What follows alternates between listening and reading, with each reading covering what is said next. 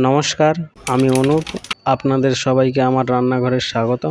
আজ এমন একটি শিঙি মাছের পাতলা ঝোল বানাবো যা একবার খেলেই আবার বানাতে ইচ্ছে করবে। ভিডিওটির শেষে এমন একটি ছোট্ট টিপস বলবো যা এই ঝোলের স্বাদ আরও বাড়িয়ে দেবে, তাই শেষ পর্যন্ত সঙ্গে থাকুন। দেখুন, আজ আমি একদম জ্যান্ত শিঙি মাছ নিয়েছি। মাছটা কীরকম নড়ছে, মাছের গায়ে সুন্দর প্রাকৃতিক উজ্জ্বলতা থাকে। এবারে শিঙি মাছটা কেটে ভালোভাবে পরিষ্কার করে ধুয়ে নিয়েছি। মাছে সামান্য তেল ও লবণ মাখিয়ে নিচ্ছি। 10 মিনিট রেখে দিলে কাঁচা গন্ধ অনেকটাই কমে যায়। দেখুন, আলু দুটো নিয়েছি, কাঁচা কলা দুটো, পেঁপে নিয়েছি, পেঁপে হাফ নেব, দুটো টমেটো, এগুলো কেটে নিচ্ছি। প্রথমে আলুগুলো খোসা ছাড়িয়ে মাঝারি আকারে কেটে নিচ্ছি। কাঁচা পেঁপে পুরোটা ব্যবহার করব না, অর্ধেকটা ব্যবহার করব, এইভাবে ছাড়াতে হবে। এবার কাঁচা পেঁপে কেটে নিচ্ছি। এবার কাঁচা কলার খোসাগুলো ছাড়িয়ে নিচ্ছি।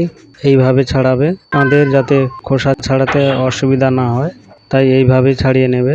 খুব ছোট নয়, মাঝারি আকারে কাটুন।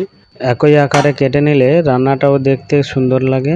আলু, পেঁপে এবং কাঁচা কলাগুলো কেটে নিয়েছি। দেখুন, সব সবজি এখন রান্নার জন্য প্রস্তুত।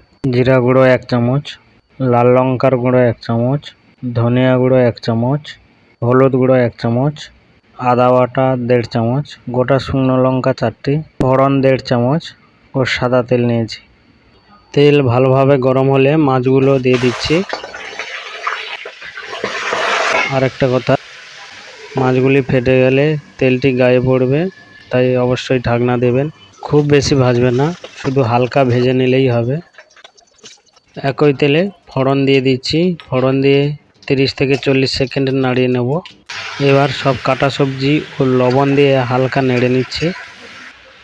টমেটো দিলে ঝোলে হালকা মিষ্টি টক স্বাদ আসে, তাই দিয়ে দিচ্ছি। সবজিগুলোর উপরে আদা বাটাটি দিয়ে 2 থেকে 3 মিনিট কষিয়ে নেব।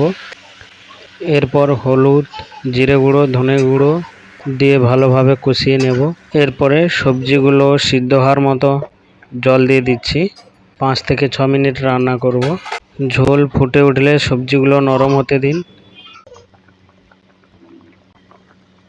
এখনো ভাজা মাছগুলো দিয়ে দিচ্ছি, দিয়ে 2 থেকে 3 মিনিট রান্না করব। এবার গার্নিশের জন্য কয়েকটা চেরা কাঁচা লঙ্কা দিয়ে দিচ্ছি। আপনাদের ইচ্ছে হলে অল্প ধনেপাতা দিতে পারেন। কাঁচা লঙ্কা শেষে দিলে ঝোলের ঘ্রাণ অনেক সুন্দর হয়।